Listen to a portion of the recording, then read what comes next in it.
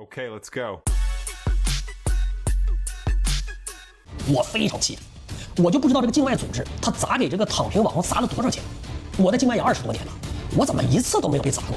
我最多就是说累了就休息，困了就睡，饿了就吃，顶多就是不要太去内卷啊，从来没说过让人去躺平，不要上来就说我是境外势力啊，我值50万。我就是那个受境外势力资助的啊，让广大网友躺平的博主啊，本人从未受到过任何境外势力的资助啊！最近在评论区说我受到境外势力资助的人太多了。我在家躺平哦，我没有躺平啊，我在家里面甚至都不叫躺平，我只是不去工作。 What could possibly unite all Chinese internet users against the Chinese government? Getting accused of being a foreign asset because you're unemployed. Welcome to Unclassified China, where we deep dive on topics from China, and today's video is about a bunch of people who adopted the ideas of a German guy who was unemployed, living off handouts from his rich friend, and spending his entire day writing books to egg everyone on to defy their bosses, go protest, go on strikes, and generally just cause a lot of chaos. Did you happen to guess Karl Marx? Good, because here's the twist.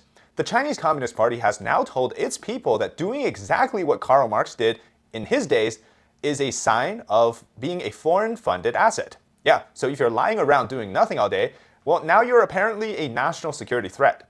This came straight from the Ministry of State Security, think like the CIA or the MI6, and they were very specific about how this foreign operation is conducted. First, a foreign organization is somehow funding anti-China media and think tanks to push narratives like hard work is just exploitation and class mobility is a myth, so effort is pointless. Now, these are some of the slogans, to be honest with you, I don't even know where they came from. So that tells you that this is not a foreign-funded thing. But second, that same foreign organization is now apparently bankrolling lying flat influencers in China who are now mass-producing short-form videos with slogans like lying flat is justice and anti-involution is anti-exploitation. So all of it, according to the ministry, is a coordinated brainwashing campaign designed to demoralize Chinese people, amplify social anxiety, and stoke negative emotions. And of course, all of this is built on the idea that there's somehow a personal vendetta from every person who is doing lying flat into a class struggle conflict. And by the way, it's been a week since this happened, and they've yet to name a single organization by name that's somehow apparently doing the funding. So the usual suspects like MI6, CIA, NED, Mossad, USAID, they're not even named or mentioned. So clearly, the goal here is that if you can't find a job in China, you should look inward instead of blaming society. And definitely don't blame the government, but if you are still tempted to do so, to complain, congratulations, sir or ma'am, you've now been selected or recruited by the CIA. Okay, so lying flat is a movement that many young Chinese people started having quietly. Just basically the idea is don't grind yourself into dust chasing a dream that keeps moving further away. Don't contribute to society. Don't buy an apartment. Don't have kids. Don't get married. Because for a lot of young people in China, the system simply hasn't given them enough, or the fair share, right? Because that's what the socialist, Democrat socialists always say, give a fair share. Chinese young people, they have not been given their fair share. So here's where it gets almost poetic. The ministry warned specifically about the slogan, lying flat is justice, which is something that actually, according to the operations from foreign intelligence, that slogan was invented in the United States, okay? So you're telling me, or maybe not the United States, but usually by foreign they mean the US. But so you're telling me that somebody in the United States, some white dude, somehow knew how to say the word tamping, which means lying flat. They then invented this in the intelligence community as some sort of a demoralization campaign to target China. Okay, that's the whole thinking behind this. So I did a little bit of the internet archaeology, so to speak. The slogan actually came from a 2021 post on Baidu Tieba, which is China's version of Reddit. And the author was a young man named Luo Huazhong. He went to vocational school, and he was a former tire factory worker.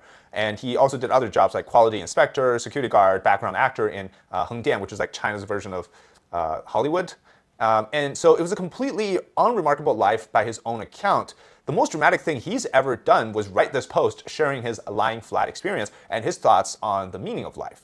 His defining quote was that life is just lying flat in different ways. And that line essentially went viral. Millions related to it because Chinese youth are faced with a lot of issues, and lying flat is justice was born. So it didn't come from a CIA safe house in Virginia or Connecticut or something. It came from an organic mutual understanding amongst the young people in China. So this dude who worked as a security in the factory or being they call it drill screw worker, which is basically just going to a factory compound and just do the same thing all day on the line. They had some time to think, to reflect, and that was it. That's the base of this whole lying flat movement. It has zero foreign connections. But if you really have to ask, what exactly is it in it for the CIA, the MI6, or any foreign organization for that matter, to fund millions of people in China, young people, to do absolutely nothing? Okay, what is the goal of, like, here, you know? Isn't it that actually convenient for the CCP? I mean, you've got a chunk of the population not competing for jobs. You know, you're freeing up the job market. If they had the money, they'd be buying up the apartments, right? You're giving the opportunities to other people to succeed. So with foreign governments involving here, I would think that this is a good thing, no?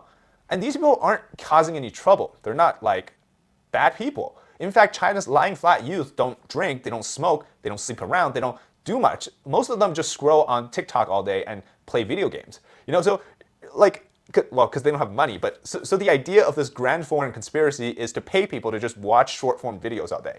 You know, they don't go on strikes, they don't protest, they don't go on marches, they don't storm government buildings. In fact, many of them have actually been conditioned to blame imperialist America and Japan, and a lot of them actually do. When they talk about their current conditions, they actually believe that the source of their misery comes from the United States and Japan. So they bought the propaganda, and yet now even these people are being labeled as foreign-funded assets. So when you accuse people who are on your side, who did nothing but genuinely resent foreign forces, they've been told their entire life that there's somehow a secret plot to destroy China, and you're accusing those people who believed you for basically that, right? You didn't just lose the argument, you lost the entire audience base. China actually has the highest working hours of any country on earth, 2,548 hours a year. So that's nearly 10 hours a day on just 5 days a week of working days. But obviously the 996 work culture, right? So people 9 in the morning till 9 at night, 12 hours a day is usually the norm for many of these companies. There's a website that collects data on employees who work at a company that does this. It's called 996 Culture ICU. I'll put a screenshot here so that you can see it. So youth unemployment at the same time sits at around 17%. This is not a CIA statistic. This is a Chinese government statistic, their own number. So the people who are working are being ground into dust. The people who can't find work are being called foreign agents. And now here's what the Ministry of State Security accidentally revealed when it said lying flat would undermine and destabilize. Those were their exact words, by the way. For once, they slipped and told the truth. Lying flat isn't just a vibe. It's an economic event. It's when millions of young people adopt a low desire lifestyle, they stop buying apartments, which we see China's real estate prices dropped to the lowest in 20 years. That's because people don't contribute anymore. They lost confidence in the government.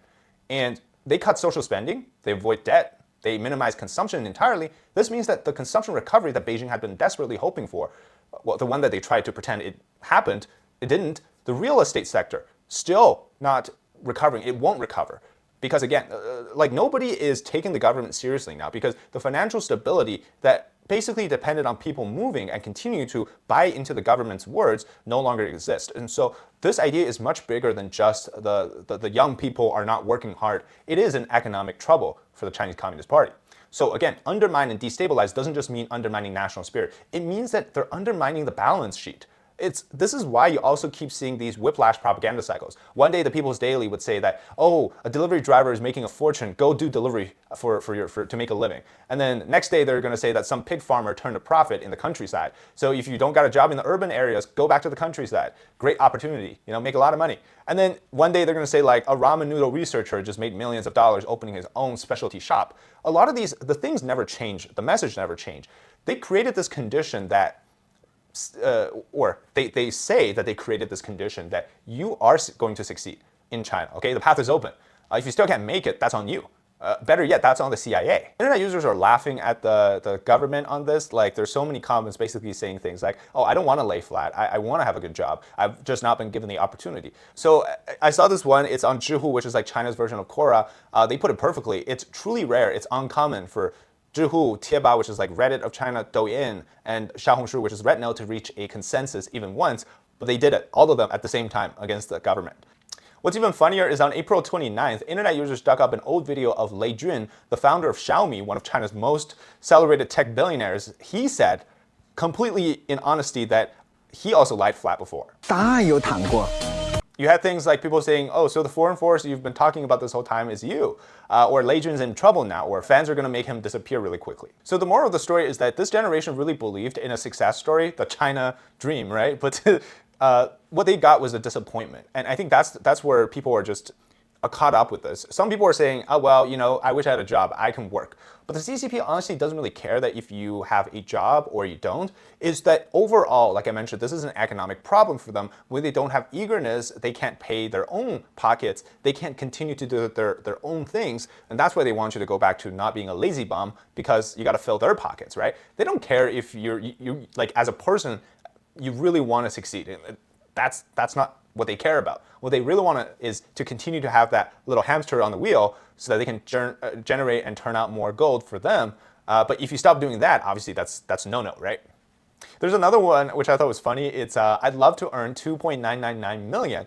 It's a meme because it's a reference to a recent ruling that raised the threshold for prosecuting officials for unexplained wealth to 3 million yuan, which means that any corrupt official could quietly sit on 2.999 million yuan in unaccounted cash and face zero criminal liability. So these people are so smart with some of their memes. But I think this is honestly, it's funny because we know that people are not taking the government serious, but it's also, you see the urgency. So from now on, it's going to get worse for the Chinese economy. It's going to get worse for the Chinese consumerism. And they get nothing that can bring it back, because people have lost complete confidence in the enthusiasm of the people is just not there anymore.